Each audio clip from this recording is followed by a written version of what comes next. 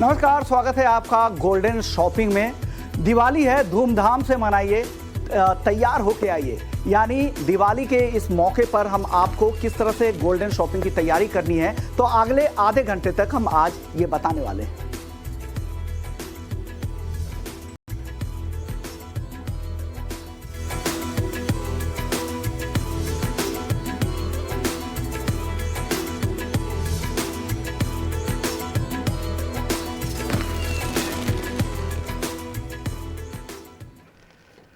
तो चलिए, golden shopping में सबसे पहले बात करेंगे शॉपिंग के विकल्पों के बारे में कि बाजार में कौन कौन से गोल्ड में इन्वेस्टमेंट के, ट्रेडिंग के आपके पास विकल्प मौजूद है।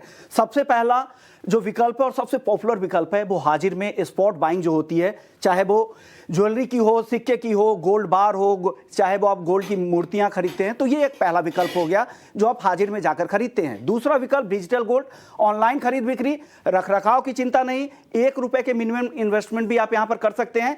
जब एक तय मात्रा में जमा हो जाने आप इसकी डिलीवरी ले सकते हैं। तीसरा विकल्प आता है गोल्ड बॉन्ड का, जहां पर सॉवरीन गारंटी होती है, सालाना आपको 2.5% का ब्याज भी दिया जाता है। यहां पर भी रख रखाव का चिंता नहीं और आपको जीएसटी भी 3% नहीं देना पड़ता। गोल्ड ईटीएफ शेयर की तरह ट्रेडिंग, मिनिमम निवेश 1 ग्राम और यहां पर कभी भी एंट्री और एग्जिट कर सकते हैं। तो यह विकल्प है गोल्ड ईटीएफ का।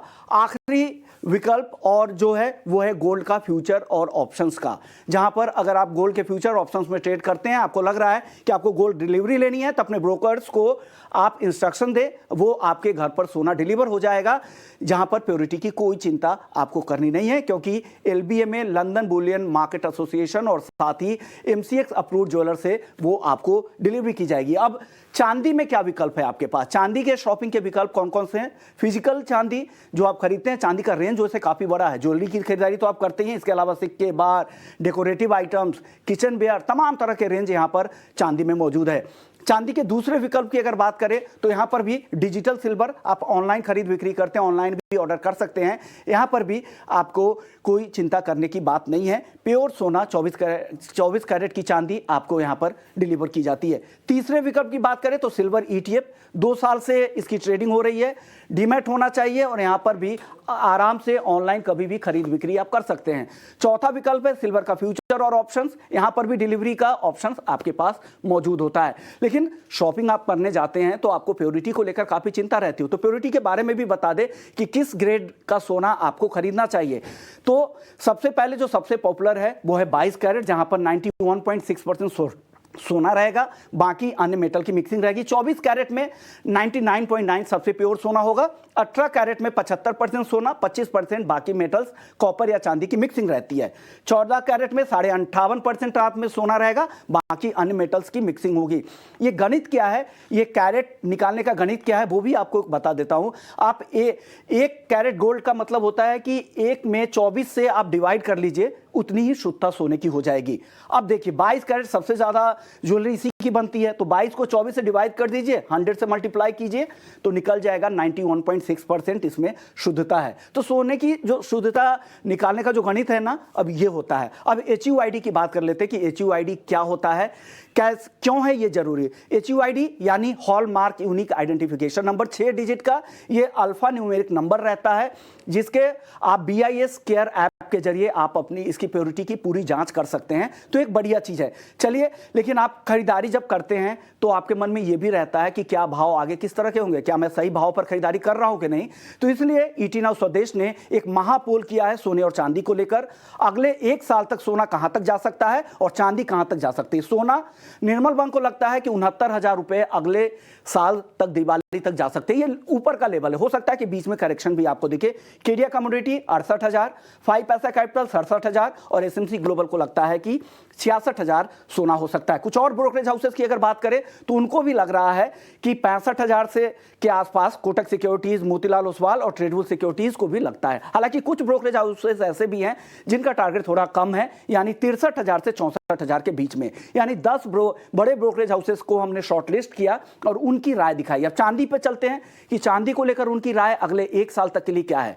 तो चांदी में उनकी राय यही है कि अगले 1 साल में चांदी 1 लाख रुपए तक भी जा सकती है। केडिया कमोडिटी का हाईएस्ट टारगेट है, कोटक सिक्योरिटी 88,000, एसएमसी ग्लोबल 85,000 और निर्मल बैंक का 84,000 रुपए का टारगेट है।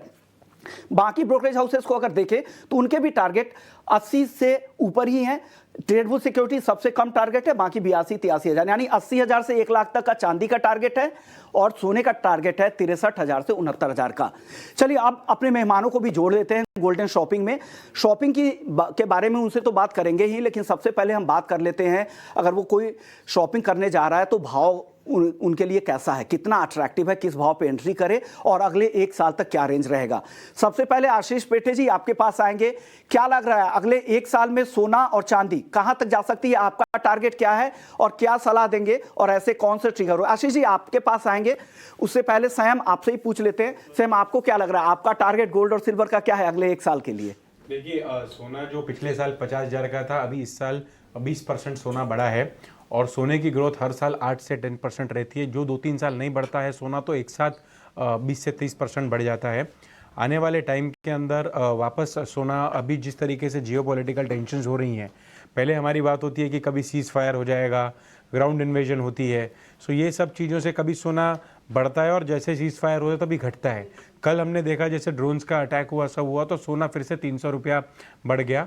मेरे हिसाब से जिस तरीके से मार्केट चल रही है 66,000 के आसपास गोल्ड आना चाहिए अगले साल दिवाली के अंदर, 66,000 to 68,000 के बीच में। पिछले टाइम जो श्राद्ध का टाइम था, श्राद्ध के टाइम पे जब भाव 56-57 था तभी काफ़ी अच्छी बाइंग हुई, लोगों ने बुकिंग की, नवरात्रे में उठाई, लेकिन उसके बाद 8 दिन का स्लैक हुआ। अभी वापस 2 नवंबर से अच्छी बाइंग, अच्छी बुकिंग चालू हो गई और आज सुबह से हम देख रहे हैं कि शोरूम्स में काफ़ी भीड़ है।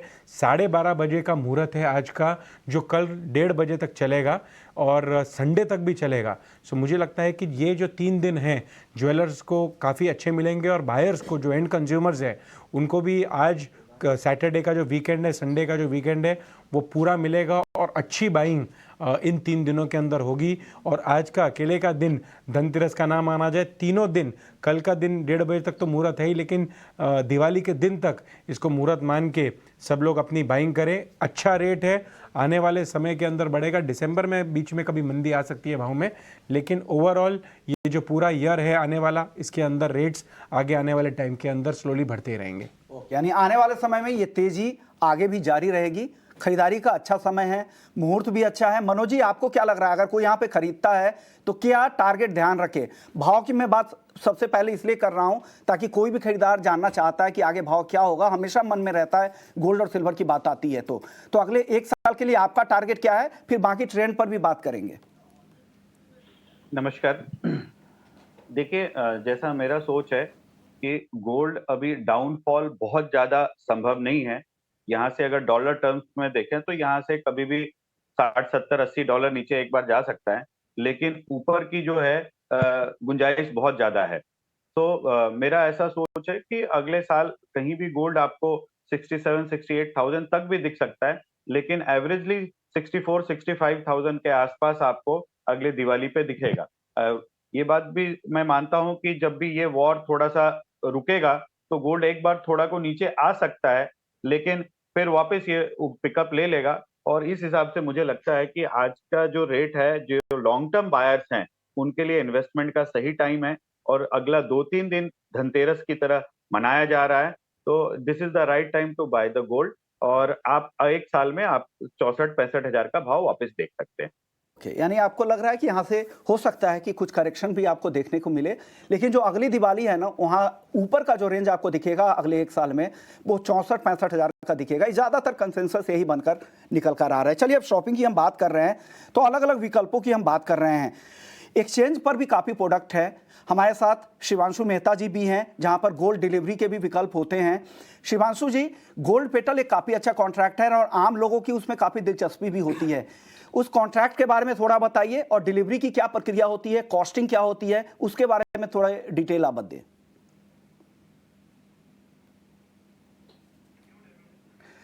शिवांशु जी, अपने ऑडियो को अनम्यूट कीजिए और बताइए गोल्ड पेटल के बारे में मैं पूछ रहा था आपसे। जी हाँ, विश्व मोहन जी, सबसे पहले आप सबको हार्दिक शुभकामनाएं धनतेरस की, आपको भी और मेरे को पैनलिस्ट को भी। जैसा आपने सही कहा कि जो निवेशक हैं, सबसे बड़ी चीज फ्यूचर्स और ऑप्शंस के प्लेटफॉर्म में होती है ऑर्डर बुक की लिक्विडिटी, जो कि हर एक भाव पे जहाँ पे वॉल्यूम ऑफ ट्रेड अवेलेबल रहता है। दूसरी चीज है कि इसके साथ साथ जो डिलीवरी है, कंपल्सरी डिलीवरी कॉन्ट्रैक्ट्स होते हैं, तो फ्यूचर्स कॉन्ट्रैक्ट का जो अंत है वो डिलीवरी में होता है। तो 1 ग्राम का जो सबसे पहली एक्सचेंज हम थे जहाँ पे फिजिकली डिलीवरेबल 1 ग्राम का कॉन्ट्रैक्ट वर्ल्ड में लॉन्च किया गया था। तो इसका बहुत अच्छा रिस्पांस अभी तक रहा है। तकरीबन 90,000 कॉइन्स 1 ग्राम के डिलीवर हो चुके हैं।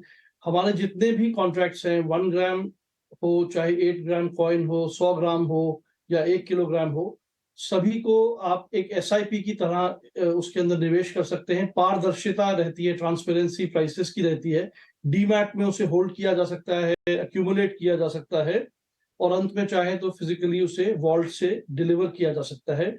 यहाँ तक कि हमने एक सिंगल प्राइस के ऊपर हमारे एक वॉल्ट सर्विस प्रोवाइडर ने उसकी डोर स्टेप डिलीवरी का भी एक विकल्प रखा हुआ है, जिसके बारे में एक्सचेंज का सर्कुलर इशू हुआ है। तो ये सब एक तरह के बेनिफिट्स हैं। इनके अलावा जैसे मैंने कहा कि not only gold but silver के अंदर भी हमारा 1 केजी का जो बार है, जो कि एक आइडियल रिटेल निवेशक का प्रोडक्ट है, उसे लगभग 2.5 साल 3 साल का समय हुआ है फिजिकली हमें लॉन्च किए। उसके अंदर 2,67,000 ऐसी बार्स की डिलीवरी सक्सेसफुल हो चुकी है। तो इससे आप अंदाजा लगा सकते हैं कि निवेशकों के लिए ये प्लेटफॉर्म एक आइडियल प्लेटफॉर्म है, खास तौर पे इस तरह के धनतेरस और दिवाली के माहौल में। एक बढ़िया प्लेटफॉर्म है, आप चाहे तो डिलीवरी भी ले सकते हैं, आपको प्योरिटी को लेकर कोई चिंता नहीं है और मिनिमल यहाँ पर आपको डिलीवरी चार्ज देना पड़ता है। रेनिशा जी, हम भाव की बात कर रहे थे, आप क्या सेंस कर रही हैं, आपको क्या लग रहा है अगले 1 साल में सोना और चांदी कहाँ तक जा सकते हैं दोनों के दाम?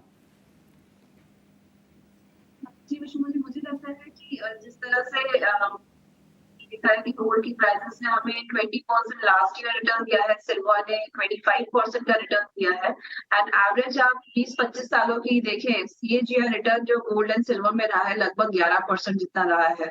तो कोई भी इन्वेस्टर अगर लॉन्ग टर्म थोड़ा सोच के इन्वेस्ट करता है, एटलीस्ट 3 से 5 साल का व्यू रखता है, तो काफी अच्छे रिटर्न्स मिलते हैं। अभी ये कहा जा रहा है कि जियो पॉलिटिकल टेंशन की वजह से प्राइसेस में प्रीमियम है। अगर ये वॉर थम जाएगा तो फिर हम देखेंगे कि प्रॉफिट बुकिंग आ सकता है, प्राइस नीचे आ सकता है, बट मुझे लगता है काफी और भी चीजें हैं जो प्राइसेस को सपोर्ट करेगी। तो ये रैली जो है कंटिन्यू रहेगी। अभी भी मुझे लग रहा है कि 15% एटलीस्ट गोल्ड में और 20% एटलीस्ट सिल्वर में यहाँ से अपसाइड अवेलेबल है। जो बाकी फैक्टर्स की मैं बात कर रही थी वो है जिस तरह से यूएस में लगातार इंटरेस्ट रेट्स बढ़े हैं, तो उसकी वजह से जो एक लैगिंग इफेक्ट आता है उनके इकोनॉमिक्स में, वो हमें देखने को मिल रहा है और वो उससे ऐसा पता चल रहा है कि रिसेशन बहुत ही जल्द यूएस में हम विटनेस कर सकते हैं, जिससे वहां पे लगातार डेट बढ़ा जा रहा है। फिस्कल आप देखेंगे डेफिसिट्स है वहां पे लगातार बढ़ रहे हैं और जिस तरह से मनी सप्लाई वहां पे घट रहा है, बैंक्रप्सीज बढ़ रही है। तो ये सारे फैक्टर्स ऐसे पॉइंट आउट कर रहे हैं कि बहुत ही जल्द नेक्स्ट क्वार्टर तक शायद हम देख सकते हैं यूएस में रिसेशन आए। यूरोप और यूरोजोन में ऑलरेडी रिसेशन आ चुका है, तो ये एक फैक्टर है जो प्राइसेस को सपोर्ट करेगा।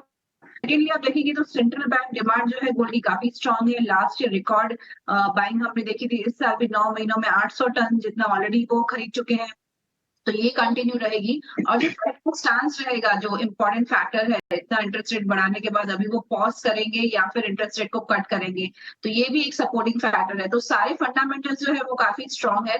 टेक्निकली भी प्राइसेस ने एक ब्रेकआउट दे चुके हैं $2,000 के ऊपर। आगे अगर 2045 और $2,080 का ये लेवल क्लियर होता है तो मुझे लगता है कि हम $2250 तक जा सकते हैं, जो 68,000 तक की लेवल इंडियन प्राइसेस में लग रही है। से 20% की तेजी अगले 1 साल में रेनिशा जी को भी आपसे दिख रही है। आशीष जी, आपको क्या लग रहा है, किस तरह की चाल सोने चांदी की रहेगी और ज्वेलरी मार्केट में इस बार का ट्रेंड क्या संकेत दे रहा है? आप सभी को धनतेरस की हार्दिक शुभकामनाएं। जैसे मैंने लास्ट टाइम भी कहा था कि एक बार जब सडनली 56,500 से 60,000 ऊपर तक का 3,000 का स्पाइक आया था, उसके बाद रिटेल पे हमने थोड़ी लोगों में रुकावट देखी थी, वेट एंड वॉच साइडलाइन में रुके थे, लेकिन अब 60,000 के आसपास आके रेट सेटल हो गए हैं। तो अभी कस्टमर पिछले 4-5 दिन से वापस आ रहे हैं मार्केट्स में और अच्छी खरीदारी लग रही है। और प्राइसेस में जब तक मैं देख रहा हूँ, आई एग्री विथ रनीशा जी कि सिर्फ वॉर का प्रीमियम ही सिर्फ सोने को ड्राइव नहीं कर रहा है, बाकी अंडरलाइंग बहुत सारे फैक्टर्स है, जैसे उन्होंने कहा सेंट्रल बैंक्स का बाइंग और स्पेशली यूएस इकोनॉमी जो इतना लॉन्ग पीरियड में हाई इंटरेस्ट रेट्स और हाई बॉन्ड यील्ड्स होने के हिसाब से इकोनॉमी पे जो असर पड़ेगा वो आज नहीं दिख रहा है, लेकिन आगे चल के वो क्लियरली दिखेगा और उससे सोने में पक्का स्पाइक आ सकता है। और अगली दिवाली तक मैं एक बार 65-66 तक प्राइस जाते हुए पक्का देखता हूँ। 66 यही आम राय यही निकल कर आ रही है। मनोज जी, अब जो खरीदारी करने जा रहा है उनके लिए आप क्या गोल्डन टिप्स देना चाहेंगे? क्या सावधानी बरतनी चाहिए, क्या एहतियात बरतनी चाहिए? कुछ सलाह खरीदारों के लिए। आज के जमाने में तो मैक्सिमम इंडियन ज्वेलर जो है अभी कॉम्प्लायंट हो गए हैं और बहुत ही सिस्टमेटिक तरीके से ज्वेलरी बेचते हैं। फिर भी स्टिल आप आपके भरोसे के लिए अगर आप जा रहे हो तो आपको ये देखना चाहिए कि अगर गोल्ड ज्वेलरी है तो हॉलमार्क्ड है कि नहीं, अगर उसमें कुछ कलर स्टोन और ये सब चीजें दूसरी स्टोन्स लगे हुए हैं तो वो उनका जो फाइनल वेट है, नेट वेट, उसमें उन्होंने माइनस किया है कि नहीं बिलिंग में। प्लस अगर डायमंड ज्वेलरी खरीद रहे हैं तो वो भी हॉलमार्क्ड है कि नहीं, वो सर्टिफाइड है कि नहीं, सर्टिफाइड भी है तो कोई रिनाउंड सर्टिफिकेशन सेंटर से है कि नहीं। इसी तरह कुंदन खरीद रहे हैं तो कुंदन में भी आपको नेट वेट मिल रहा है कि नहीं, दूसरे 2 चीजों 3 चीजें जो उसमें माइनस करने चाहिए, लाख वगैरह जितने वो उन्होंने माइनस किया है कि नहीं। तो ये सब चीजें देखना बहुत जरूरी है। प्लस आप जब ज्वेलरी खरीदने जा रहे हैं तो आप सबसे इंपॉर्टेंट है आप किस पर्पस से खरीदने जा रहे हो वो भी ध्यान रखिए। किसी कहने में आपको अगर लाइट वेट के ज्वेलरी में जाना, आपका पर्पस कोई और फंक्शन है जहां आपको छोटे फंक्शनों में जाना है तो बहुत बड़ी ज्वेलरी ना खरीदें। आप ऐसी ज्वेलरी खरीदें कि जो आप रेगुलर पहन सके, ऐसा ना कि केवल आपको तिजोरी में रखना पड़े। आप शादी में भी जा रहे हैं तो ऐसी ज्वेलरी का आप कोशिश कर सकते हैं जो डिटैचेबल हो, 2 भाग में पहन सकते हैं। ये सब तरह की ज्वेलरी भी आप सलाह देंगे घर की। आप ज्वेलरी को यूज करें, इन्वेस्टमेंट के साथ साथ उस ज्वेलरी को आप उसको पहन सकें। तो ये हॉलमार्किंग, सर्टिफिकेशन, प्लस आप हमेशा जो भी आप ज्वेलरी खरीद रहे हैं वो पूरा टैक्स पेड, जीएसटी पेड हमेशा बिल में खरीदिए। अच्छे ज्वेलर से खरीदिए, अच्छे इन द सेंस जिनको आप बरसों से जानते हैं, आपके पारिवारिक ज्वेलर हैं, उनसे खरीदने की कोशिश कीजिए क्योंकि वो आपको पोस्ट सेल सर्विस भी अच्छी देंगे। कभी भी आपको ज्वेलरी को टूट-फूट जाती है, कुछ रिपेयरिंग है तो शायद वो कॉस्ट भी नहीं लेंगे और आपको एक फ़ोन पे सब कुछ करके देंगे। तो ये सब चीज़ें हैं कि ज्वेलरी आप खरीदिए और आप ज्वेलरी ये दिमाग में रखिए कि ये लग्ज़री विथ इन्वेस्टमेंट है। वो दिमाग में रख के आप ज्वेलरी खरीदिए और हर चीज़ सर्टिफाइड खरीदिए। टिकट ना ले, गोल्ड खरीद रहे हैं तो हॉलमार्किंग की जांच करें। तो ये इन सब बातों का ध्यान रखना है। सैम, आप बताइए मार्केट के ट्रेंड को देख के इस बार का ट्रेंड किस तरफ जाता है, गोल्ड में, सिल्वर में या डायमंड में? देखिए, देखा जाए तो हमेशा जो ज्वेलरी है वो 80% बिकती है और जो इन्वेस्टमेंट के जो प्रोडक्ट्स हैं उनकी सेल 20% होती है। 80% के अंदर भी आप देखने जाएंगे, पूरा अगर 80% को 100% गिना जाए तो 75% गोल्ड की ज्वेलरी बिकती है, उसके अंदर 10 to 15% उसके अंदर डायमंड की ज्वेलरी बिकती है और बाकी सिल्वर बिकता है इसके अंदर।